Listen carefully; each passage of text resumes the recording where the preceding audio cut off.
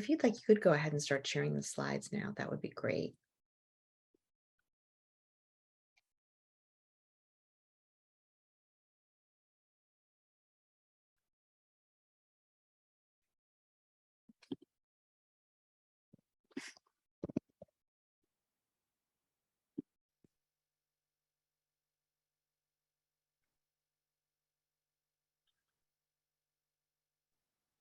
Great. Well, thank you. And why don't we get started? Hello, everyone. My name is Stacy Chazen, and I will be your facilitator for today. It's my pleasure to welcome you all on behalf of the American Institute of Dental Public Health to the 7th session in our Rural Oral Health Echo. Next slide, please. Before we get started, I'd like to thank the partners who support this work, the CareQuest Institute for Oral Health, UNLV, and the Oral Health Progress and Equity Network.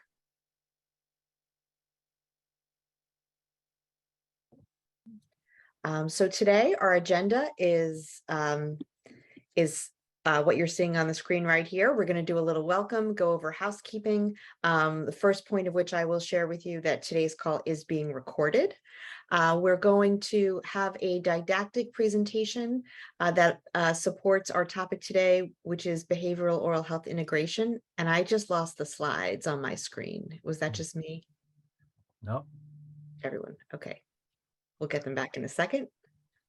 Mm-hmm. On whole health and well-being, the intersection of mental health, substance use disorder, and oral health. We'll have a few minutes for participant Q&A. We're then going to hear a case presentation on the topic of medically assisted treatment and medications for opioid use disorder as a plan of care, and a case discussion where we're going to tap into the collective think tank of this group to offer some guidance to our case presenter, and then we'll close out. Next slide. So I'm going to quickly go over housekeeping. We ask, if you haven't done so already, please type your email and organization name in the chat so that we can capture that there. All slides and materials from today's call will be posted following the call on the AIDPH website. We ask you to keep in mind, please don't share any PHI or PII on this echo session to maintain patient confidentiality. And if you have any questions about using the Zoom platform, please chat Annalise Cawthorn in the chat box for some help. Next slide.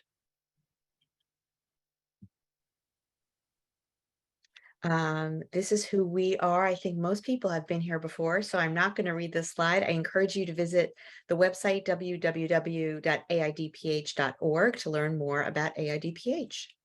Next slide. About our echo, the AIDPH Rural Oral Health Echo follows the CareQuest Institute's 3 domains framework, which uses the lens of rurality and health equity, teleprevention, minimally invasive care, and integrated and personalized care. The idea here is that participants take knowledge back to their communities to implement in their own programs and organizations, ultimately building the capacity of the oral health professional workforce. Next slide, please. Sharing here what our topics are. I'll actually give you one update here, and we'll update this on our website if it's not already. In October, we're actually going to be covering oral health for individuals with disabilities. So that's one change that we'll share with you. So stay tuned for more information on that. Thank you. Next slide. Our session norms: each person learns, each person teaches. We encourage you to participate. We ask that you keep your camera on. In this forum, everyone uses first names to facilitate equality in the discussion. So we'll ask you to avoid use of doctor or other terms like that. We encourage you to add your pronouns to your Zoom name. When you do speak, please introduce yourself with your name, organization, and location. Limit environmental distractions to the extent that you can, and please respect one another in all conversations. Next slide. So we're now going to turn to our didactic presenter, who I'm going to introduce to all of you. Shauna Reitmeier is joining us today. Shauna serves as the Chief Executive Officer of Alluma, formerly known as the Northwestern Mental Health Center. She's led the organization through dynamic growth and development, including the successful implementation of the Certified Community Behavioral Health Clinic model of service delivery. Under Shauna's leadership, Alluma doubled its revenue, increased its staff by 35%, and doubled the number of clients served.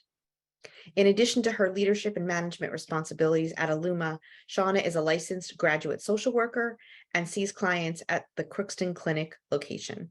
She holds a Master of Social Work degree from the University of Michigan, Ann Arbor, and a bachelor's degree in social work from the University of North Dakota, Grand Forks. We are thrilled to have her here today.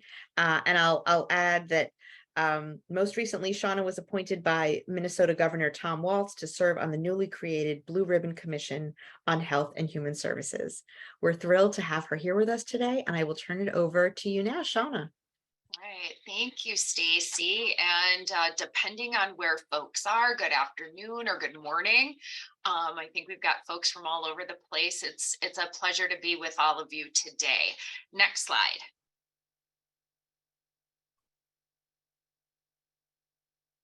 And next slide. You just heard that. You don't need to.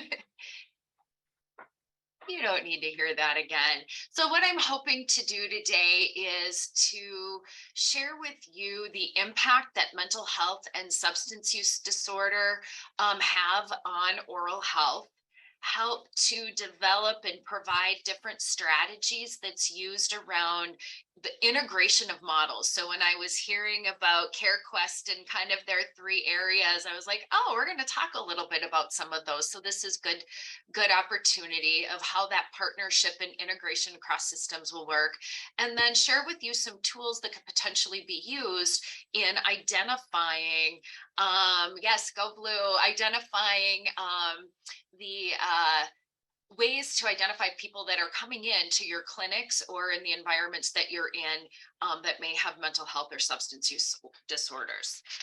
Next slide. So just a little bit about where I'm coming from to give you that perspective, since this is a rural focus as well. So Alluma serves 8 counties in Northwest Minnesota. So we're up to the Canadian border and along the North Dakota border. I mean, to the point where we got telephone bills that were like astronomical at one point when we realized our cell phones were pinging off of Canadian towers. So we had to really fix that. We're about the geographic size of the state of Vermont, but what the difference is, right, is that Vermont has about 70 people per square mile, and we have on average, so it's about 6,800 square miles that we cover. There's about 4 on average per square mile. So we're very rural, we're very frontier. And our focus of our organization is about promoting well-being and instilling hope. And we really serve a full continuum of birth to end of life in a variety of outpatient clinic-based services, community-based within people's homes, schools, homeless shelters, integration with primary care, and we have RNs that help us from a medical perspective because we have a lot of people that we serve that also have complex health issues. And it's just a whole approach. And I'm not going to go through each one of those, but we've got a very broad array of services across the region that we serve. Next slide. What makes us unique, though, is that we've had the fortunate ability over the last 5 years to be one of the original clinics out implementing the Excellence in Mental Health Act, the Certified Community Behavioral Health Clinic. This is a new model of care that's been implemented on a demonstration basis across the country. And if folks are familiar with the federally qualified health center model, what the CCBHC model does is it takes a similar approach where it's providing a core set of services that are being provided, quality metrics, and a payment model so you can get to a common definition. So if you walk into one CCBHC and you go into another one, you're going to get consistency and you're going to get the same services. Because right now, if you walk into a mental health agency, you've walked into one mental health agency, and it's really intended to be an integrated service delivery model that is a one-stop shop. So when people are coming in, they're able to get everything that they need within our system. And that it also is a model in which I feel is a way of addressing parity, regardless of somebody's inability to pay, is able to get those services on a variety of levels. And so it's a really good model. And one of the things when I get to later in the slides and talk about partnerships, knowing who are the partners within your communities in order to build that integration, and looking for whether or not you have a CCBHC in the area in which you're at. Next slide. So I want to kind of dive into a little bit, and some of this you probably know, and if you don't, this will be new for you, but wanted to dive into in each one of these areas how this impact of mental health and or substance use disorders have when it comes to oral health. And I'm including substance use disorders in this because many people that come in for services in my sphere, in my world, have co-occurring mental health and substance use disorders. And so we really try to approach an integrated approach to how we treat people, and knowing that about 80% of the people that come in with a substance use disorder also have mental health. So the prevalence is pretty high. So from a mental health perspective, that one of the big issues that we're running into is that we have a lot of people that have depression really struggle with motivation. One of the biggest pieces is the negative self-talk that depression gives people, and just has such decreased motivation. And when you've got decreased motivation, and especially people that have more serious depression, like major depressive disorder, and that's chronic, right? They have a really hard time getting up, personal hygiene, and with that comes oral care. They're not taking care of their teeth. They're not brushing. They're not flossing. Real lack motivation to make and follow through on appointments, and don't come in. Folks with anxiety also are really nervous, right? They get anxious. They are afraid that there might be pain. They're afraid of what fear is one of the driving factors of anxiety, which leads then to avoidance. So then they don't come on in and make that appointment. There's also many people that have experienced past traumas, right? That just medical professionals, people with sexual violence that's been in their life, whether you're not getting on an exam table, but just knowing you've got people in scrubs, you've got those different things can bring flashbacks, can be real triggering for people. Or it was always you're being forced as a kid, you got to go to the dentist, and it might have been really challenging and fearful. And so as people become adults, that past trauma of experience leads also to avoiding. Eating disorders, especially for people that have that do a lot of binging and purging, right? So there's a variety of eating disorders, but people that binge and purge, that there's going to be some dental impact that's happening to their gums and to their teeth, and leading to that decay, and which leads to shame, right? Like, oh, what's happening to your teeth if you're going in? They're not going to want to disclose, oh, yeah, this is what I'm doing. There's some embarrassment that leads to shame, which then leads to avoidance. From a substance use perspective, right? Using alcohol, very challenging, very hard on your enamel and your teeth and your gums.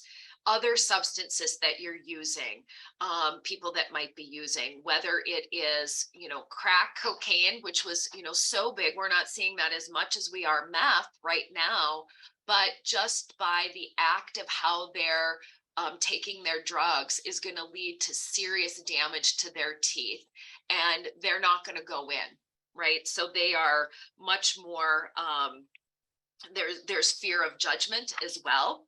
And many times to the poverty area, they don't have the resources as well in order to get into care. And then also, if you have people with chronic substance use and alcohol addiction, blacking out, you're going to sleep, you're falling asleep, blacking out, and not, again, having the oral care that people that are not blacking out will practice. Medications are also another big factor, is that many of the medications, antidepressants, a really great example, cause dry mouth. When you have dry mouth, it causes, gum disease, tooth decay, especially if you have someone coupled with poor motivation, not having good personal hygiene and dental care. And it's not just antidepressants, there's antihistamines, there's so many other medications that can impact that. But when we look at the prevalence of mental health, depression and anxiety are the two biggest that are diagnosed from a mental health perspective, and there's a lot of medications. And then I'm going to jump to the youth and the adolescents, because now that there is so much more awareness, right, about mental health, more people are getting access to care.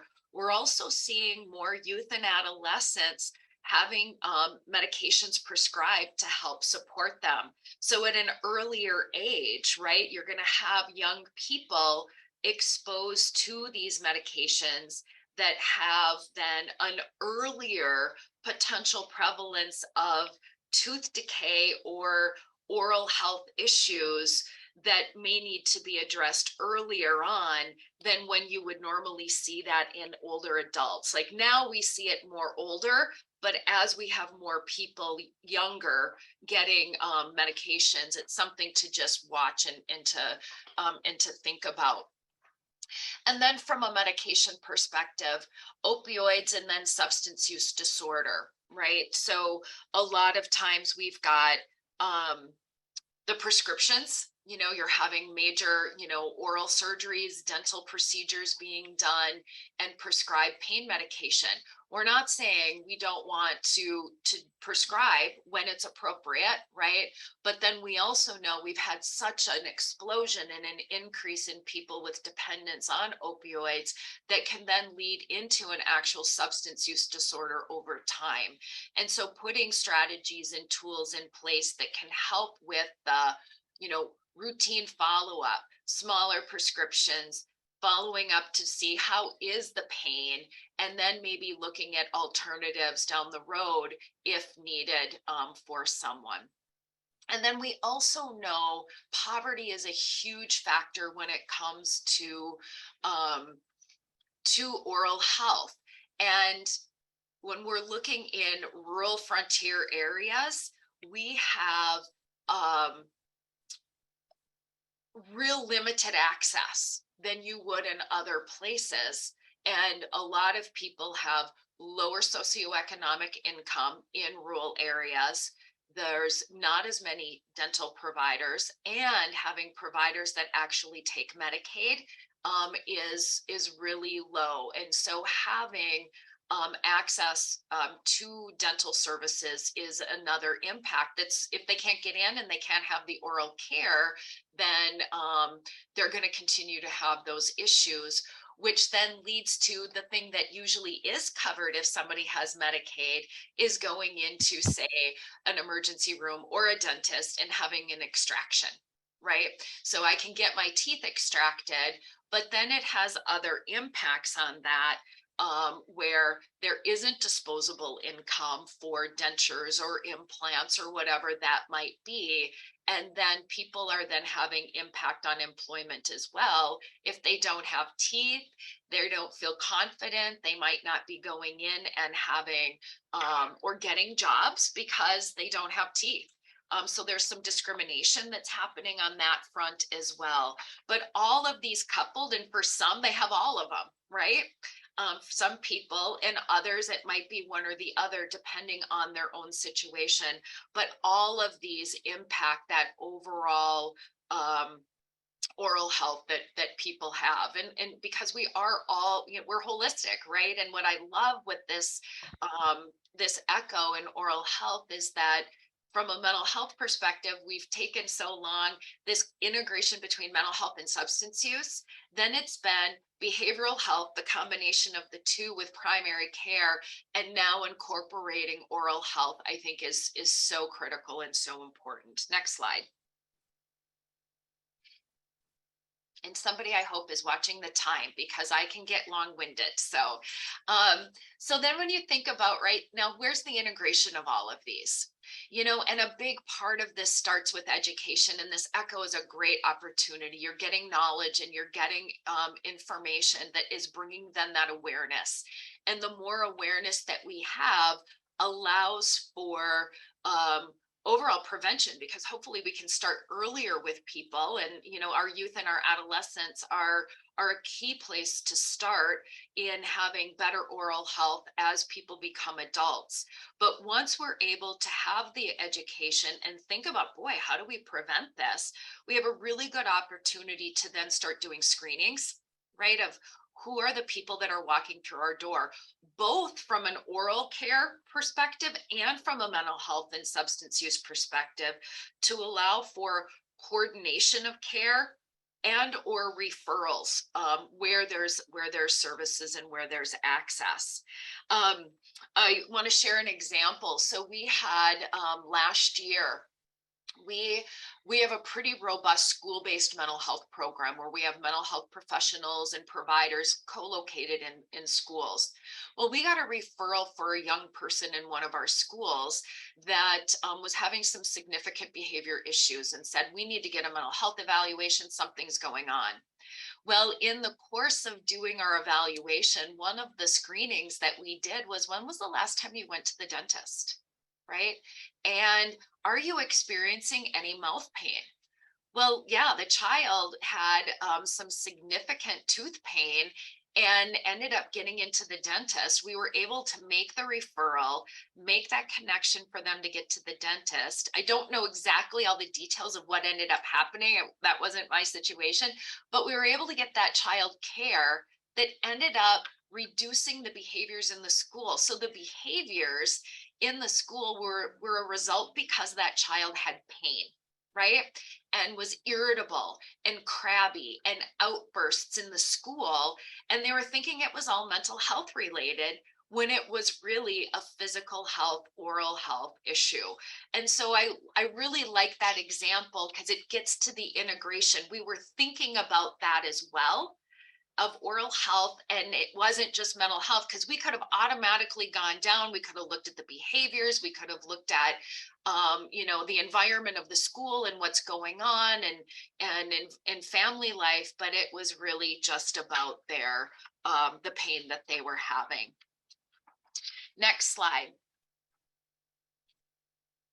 And so where these integration opportunities really happen is, I talked about the screening, and that can go both ways, cross system, from an oral health perspective and a mental health. I shared our example of doing the screening around oral care, but one of the other things from an oral health perspective is that you could do screenings for mental health, right? Do people have a depression? Do they have anxiety? And I'll share some examples. I won't go into detail, but I've got a slide coming up that's going to give you tools that are validated, that it allows you to determine whether or not, boy, this person could benefit from some mental health issues, right? Especially they might come in for those exams, but they are really struggling and having real chronic tooth decay and tooth issues that might need some other health behavior changes that can lead into referrals. Helping with education and to help manage expectations for your patients that are coming in. Do they understand if they've never come to a dentist, what can they expect? What does it look like? What are you going to do first? How will you manage pain? Are there strategies and tools? I have a friend of mine that really struggles with the dentist. And so she comes in with her headphones and her sunglasses on. And so she doesn't have to hear the sound of the equipment and be able to have that big bright light in her face. And so, there's ways that people can help manage their expectation of what they're doing. Getting trained in motivational interviewing is a really good way of helping to motivate people in the community and patients that are coming in around how they find their own motivation to follow through on the interventions that you're prescribing or you're wanting them to do. Boy, it sounds like you really are looking for, you don't have the income for dentures, and you're really going to be at risk of losing your teeth, and we're going to have to do some extractions. But if you do this, it sounds like you might be really interested in doing this, so you don't have to have an extraction. Ways that you can help get them like, oh yeah, if I do this, I don't have to come in. I don't have to have a tooth pulled. Now, I know that makes it sound really easy, right? And it's not always that way, but motivational interviewing is a really good resource to kind of have in your toolkit when working with any patient. So, and then, Shauna, yeah. Shauna, I need to give you a 2-minute warning. Okay, sounds good. All right, let's jump to the next one. So these are all ways in which you can integrate. And then the next piece is really about partnership building. And it's about building relationships in your local communities, knowing what is happening in your community around certain collaborations. And I know in our area, our public health department is really involved in hosting wellness coalitions, getting as many community partners at the table. And that's a great strategy to have members from your dental clinic. It doesn't have to be the dentist. It doesn't have to be your hygienist. It could be somebody that's at reception that if you've got, an hour of time that they could be off site and joining and partnering and learning of what's happening and who those resources are in the community, so you can build referral pathways. I have one of my staff that is on our local dental access center board. It's a nonprofit organization, so we can be bringing mental health into their organization and building those partnerships as well. So those are just some strategies in which, you can build those partnerships. It doesn't have to be end all be all. It could be, hey, invite someone to go out for lunch or to go for dinner or grab a drink after work or whatever, makes sense to start building those relationships. And the last slide are just examples of screening tools that could be used in your own organization. The PHQ-9 screens for depression, GAD-7 screens for anxiety. And the challenge is, right, you want to have the partnerships built with those agencies in your community. So if you have somebody that screens positive, right now, what do I do with it? Oh, I know, here's a mental health agency we could get you connected to. So those are just ways of being able to use tools to gather information in your own organization. And through relationship and partnership building, you've got conduits to get your patients to care, and then vice versa. So with that, I think we're at question time. So. Oh, thank you, Shauna. That was delivered so beautifully and efficiently, and you just got really were able to convey a tremendous amount of valuable information in a short period of time. So thank you for that. You're welcome. Are there questions for Shauna? Feel free to post in the chat or to take yourself off mute. Please.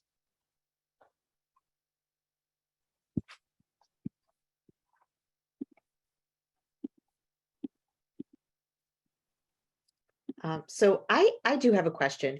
I'm curious, and I've heard this in other spaces. So I'll ask the question. Do you get pushback from patients when you're trying to, I guess, cross over into the other realm of care when they're there for a particular type of visit? So a patient who's there for an oral health visit, if you're moving into the behavioral health space with screening questions, do you see a lot of pushback from them saying, like, that's not what I'm here for? Um, or how receptive are they to that? And if you get pushback, how do you address it? Yeah, you know, we might have an easier way from a mental health lens initially than maybe from an oral health perspective, because we have the ability to say, oh, so boy, you know what? Really want to get you connected with a dentist because we're going to prescribe some medications for you that might have impact on your oral health. And so it's going to be really important that you keep up with those 6-month cleaning. We've got people that can help get you connected or know what the resources. If you have Medicaid, we know who those are. So Right. from our lens, it's really helpful. But what we're finding is the more we start talking to people about whole health, holistic care, right? We're one body.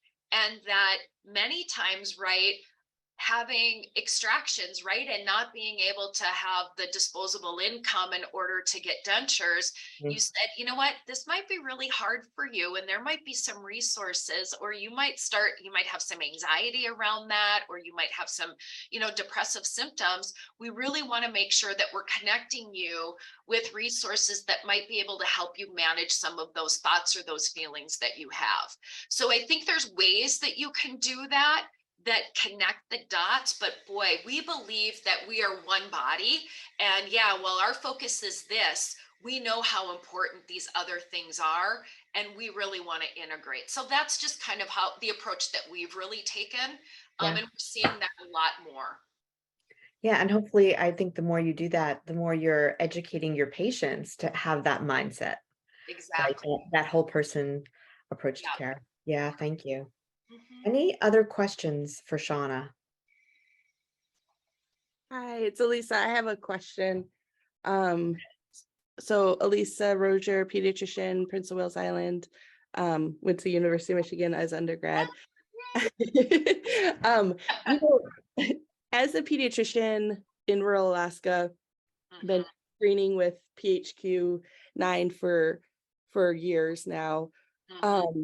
I just had a thought when you were talking about it. With the advent of telehealth, I wonder if, and I don't know if anyone's done this, but I wonder if anyone has done a trial of the PHQ-9 in a alternative form. For example, you sign on to Zoom and it's a pre-recorded PHQ-9, so you hear it.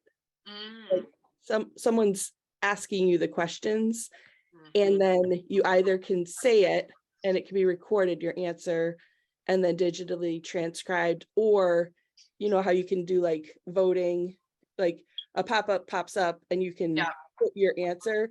And it would be interesting if someone already has started working on that, but to compare results, like have people just do it on the piece of paper and then have people do it where they're listening to it. Because with the PHQ-9, I mean, as a pediatrician, a lot of times the teenagers, the paper's on a clipboard and their parents sitting right next to them, and they're very sensitive questions, and they don't necessarily want to disclose that. But I've noticed just in my practice in general with mental health, teenagers feel much more comfortable talking to me about sensitive issues via telehealth, because like they're on their bed, they're talking, and they're in their room, no one's listening, and they're just comfortable talking virtually just in general with their friends, with everyone. And I wonder if there's a way to make that PHQ-9 more dynamic and more like user friendly to draw out like better responses. Ooh, I really am intrigued by that. I know that there's some organizations, we haven't gotten there yet, but I know there are some that have, when people come in, like they'll have the screening on a tablet right? Where then they can just click on it and it automatically will go into like their electronic health records, right? And so that does give a little more anonymity for an adolescent to be able to do that. But I'm really intrigued. I wrote it down. I'm like, boy, here, can we set up a Zoom poll questionnaire, where, okay, mom, dad, you can step out and I'm going to talk to, Elisa here, for a little bit. And I think where we end up doing it is we tend to focus more in that one-on-one conversation. If the child doesn't want to answer it, it will become a verbal conversation that will do part of the session. So, but I'm intrigued by that. Thank you, Shauna. And thank you, Dr. Rozier, for raising, Elisa, for raising that question.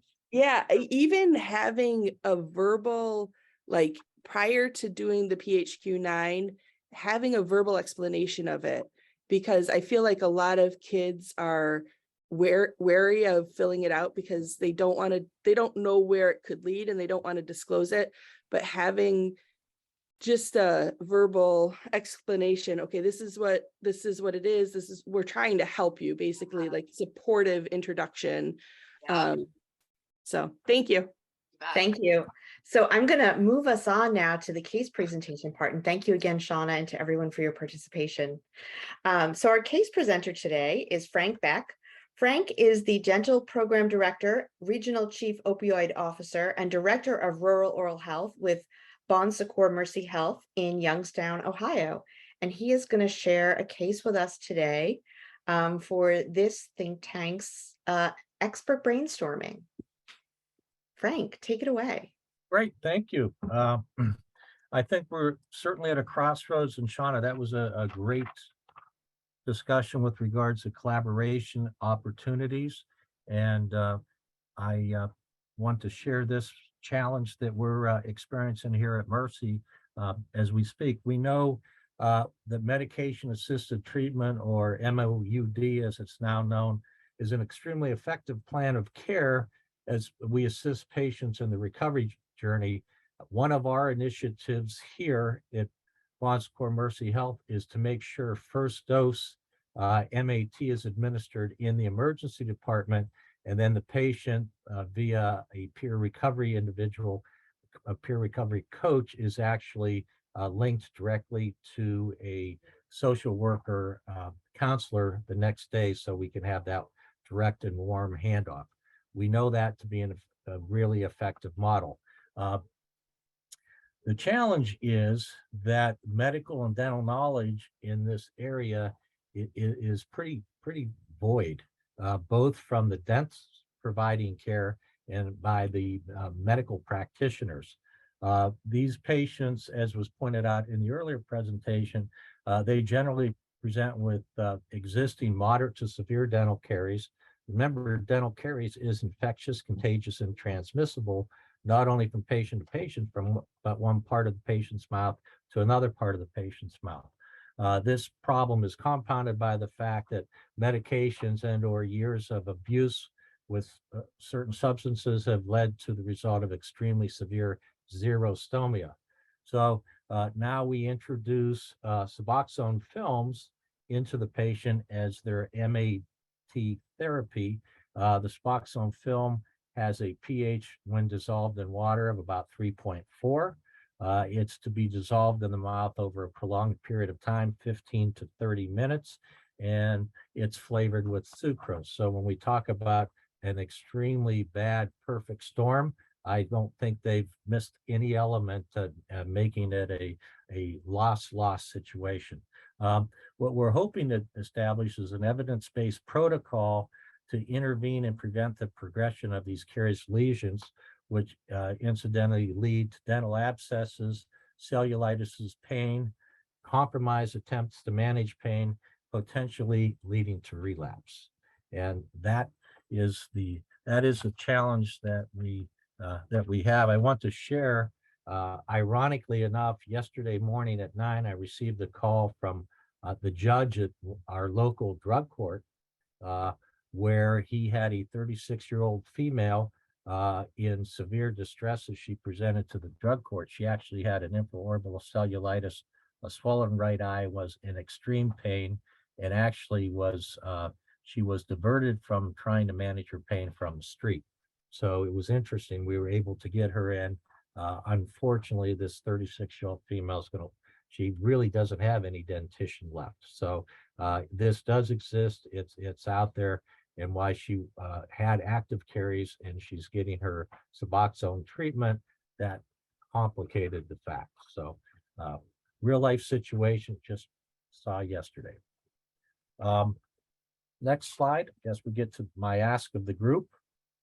So when we talk about this scenario, in fact, it wasn't until last year the FDA actually did add the oral health warning to the label of Suboxone. But I'm searching for educational materials that are available specifically around Suboxone films, its negative effect on oral health. Well, now we do have that package insert, but how can we go about developing these interdisciplinary, interprofessional educational materials so that we integrate behavior, medical, primary care health in a campaign, develop continuing education models of all healthcare professionals in the arena, not just the professional practitioners, but also support staff, nursing staff, et cetera. And can we create behavioral health, oral health, and primary care linkages that will exist to mitigate the progression of this dental disease during and after MAU therapy. And then lastly, I'll share our current proposed plan of action. Next slide, please. We have actually developed interprofessional education materials around MAT, MOUD for all the healthcare professionals. We actually have developed preoperative, perioperative, and postoperative protocols in our hospital that actually begin with the dental screening of an individual that is going to go through MAT therapy. Our dental clinic, as I'm sure everybody's dental clinic on this call, is extremely overburdened with regards to patient visits. So what we decided to do, we have a rather large campus here. Our 7th floor serves as our inpatient wing, and then the other wing is an outpatient wing for behavioral health. We are actually constructing a dental operatory right in the outpatient center of our behavioral health wing so that we can provide for them screening services, preventive restorative services on their mouth as they come in for their visits. So as we co-locate that dental operatory in the behavioral health arena, we'll be able to capture them and get that done. Coincidentally, the question that was asked, a very good question with regards to, are the individuals somewhat disconcerted when you suggest that we integrate services? And actually, our addictionologist was ecstatic. In fact, one of the reasons he relocated to our practice location was because of that oral health program. Most of the patients are extremely receptive, and all of our dental residents with our behavioral health curriculum, they actually are well trained in motivational interviewing, something that I certainly wasn't trained in my schooling. But the motivational interviewing skill set really is impactful in this as well. And then lastly, as with our dental residents are providing the dental services on the patients on the behavioral health floor, we actually will have rotating addictionology fellows, as well as our myriad of house staff, medical residents, internal medicine residents, family medicine residents, observing the devastating effects of the MAT and what is required with regards to mitigating the problems that exist. We found that to be a good tactic and strategy, so that we would much rather see the patient in a prehabilitative state. That kind of motivates the individuals to provide a referral for the clearance. And then, as I mentioned, I think it would be good professionally across all of these disciplines to develop standardized pre, peri and post MAT procedural protocols, so that what we do in Ohio, somebody does in Pennsylvania, and somebody does in Alaska should be consistent across the discipline, because of course we're dealing with the same entities. So I'll just close with regards to that. With that point was made with regards to workforce appearance, depression, and one of the more critical features we've found is not only to prevent pain, suffering, and disease and infection, but to restore appearance, function, and self image. And so we're very fortunate. We just received notification that we're going to be a beta site for the state of Ohio Oral Department of Health to actually provide patients that go through therapy with free dentures, dentures of no cost to them through a grant. So they can re-enter the workforce and hopefully with a better self-image, become self-supported and healthy. Thank you for that. So I want to give folks here some time to do some brainstorming for you. So we're going to go into 2 breakout rooms right now. Some folks are going to stay in the main room and some folks will be put into a breakout room. I posted the questions in the chat, so you can refer to those. So when you see an invitation to join a breakout room, please go ahead and accept it.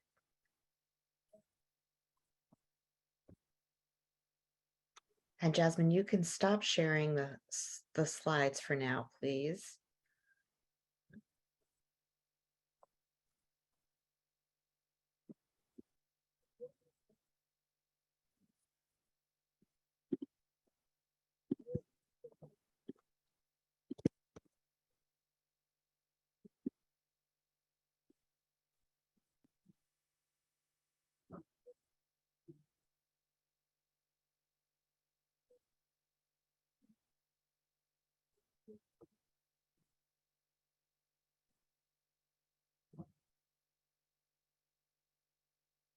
And we're going to be in our breakout room or the main room, whatever room you're in right now. We're going to be here for 10 minutes.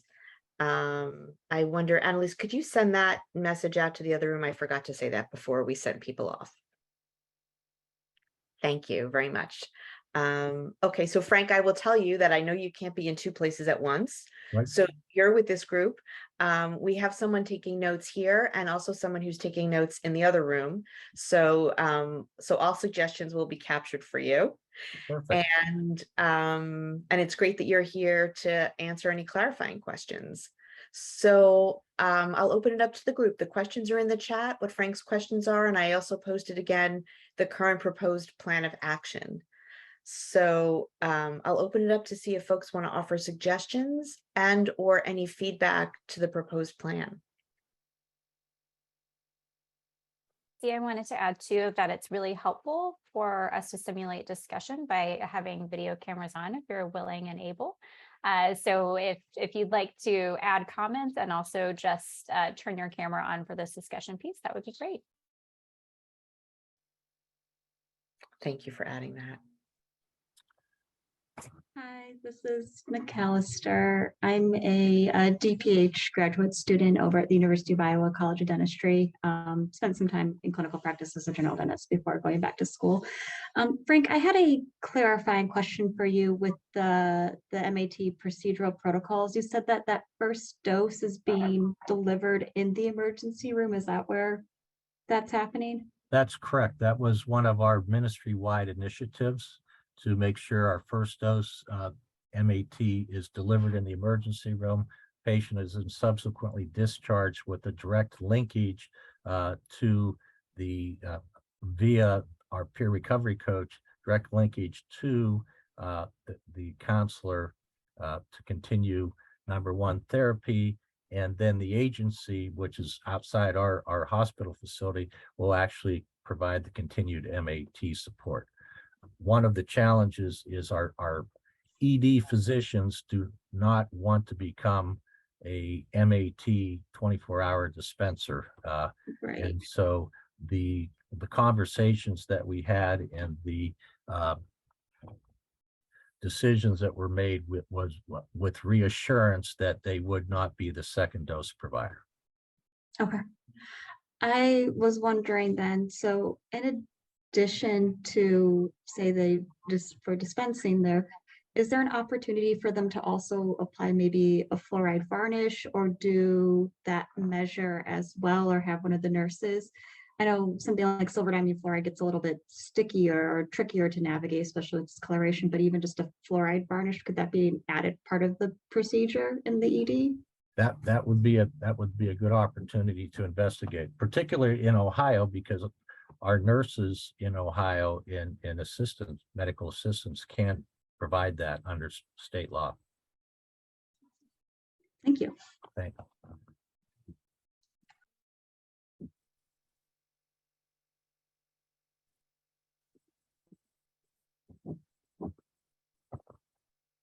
Other feedback or ideas?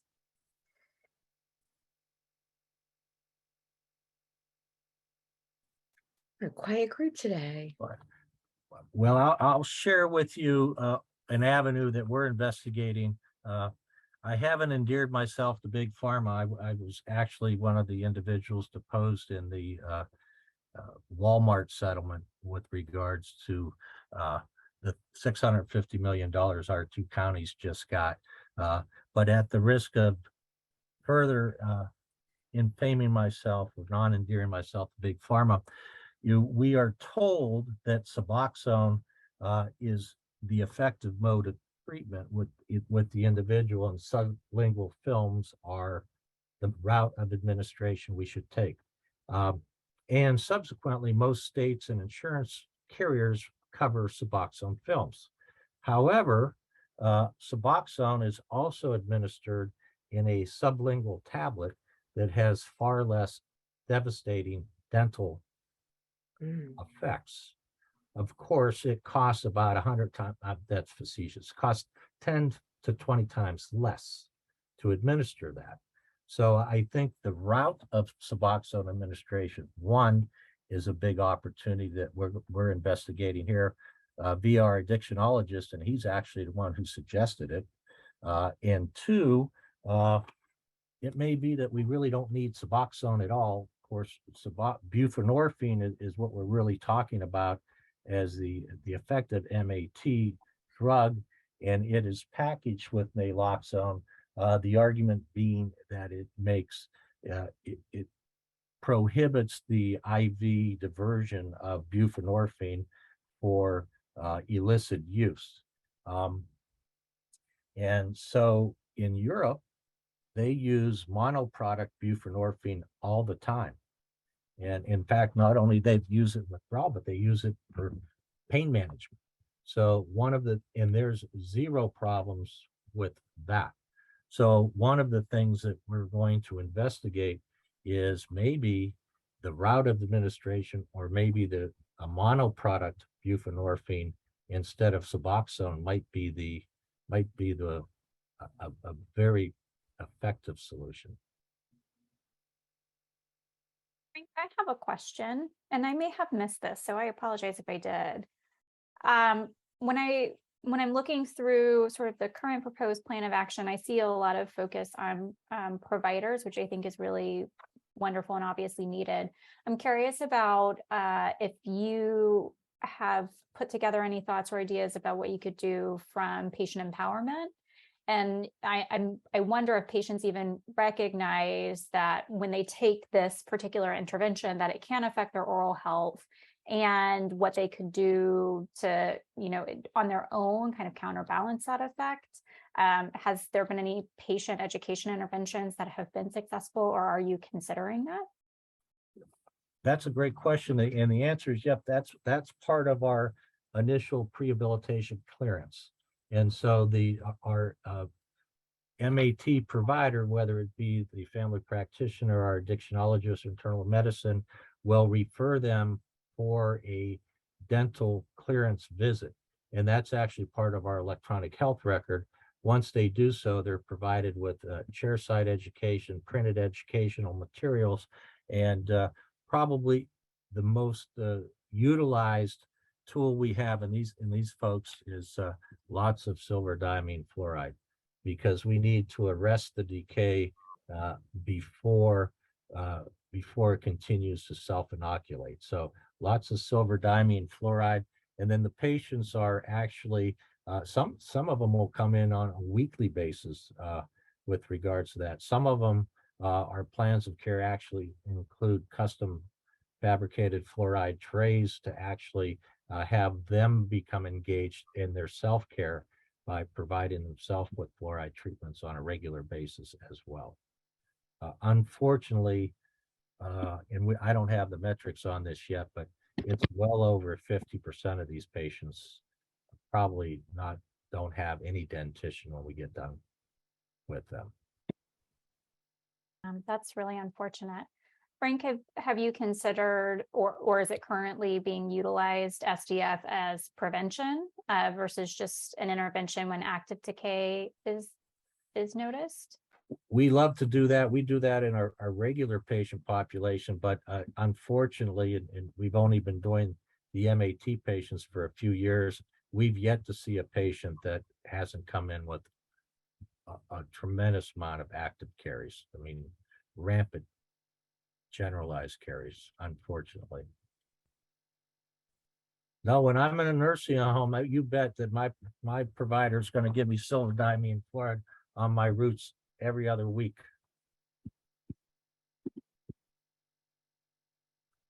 Good question. The other thing we use a lot of is xylitol products. So xylitol gum, xylitol mints. We also do that in our centering pregnancy model with our expectant moms. So they are to choose 6 to 8 sticks of gum a day on a regular basis for that reason.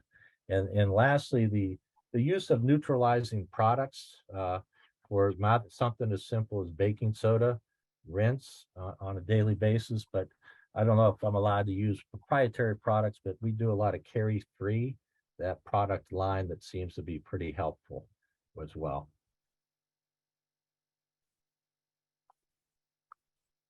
So we have just a few seconds left. The other groups, here they're coming through cyberspace and rejoining us.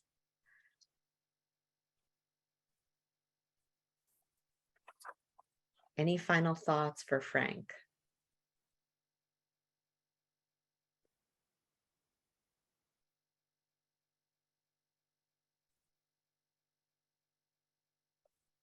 Great. And Beth shared in the chat, I'm so pleased to see an echo on this important topic. I often think that when it comes to SUD and oral health issues, it's a bit of a chicken and the egg, which came first. Yeah.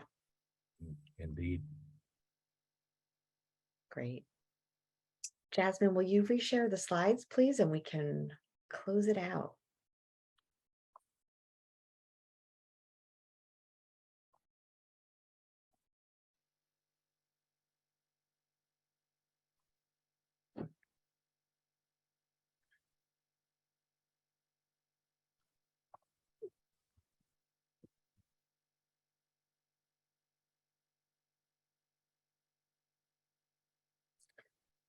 While Jasmine's doing this, I'll just mention again that all the materials from today's session will be available on the AIDPH website. Okay, we're getting there.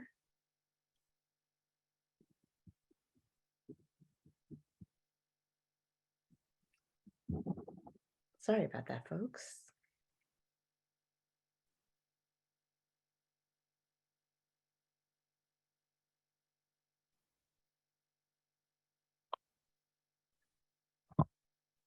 Okay. CEUs are available for today's session. You'll receive an evaluation and request form following today's call if you're interested in that.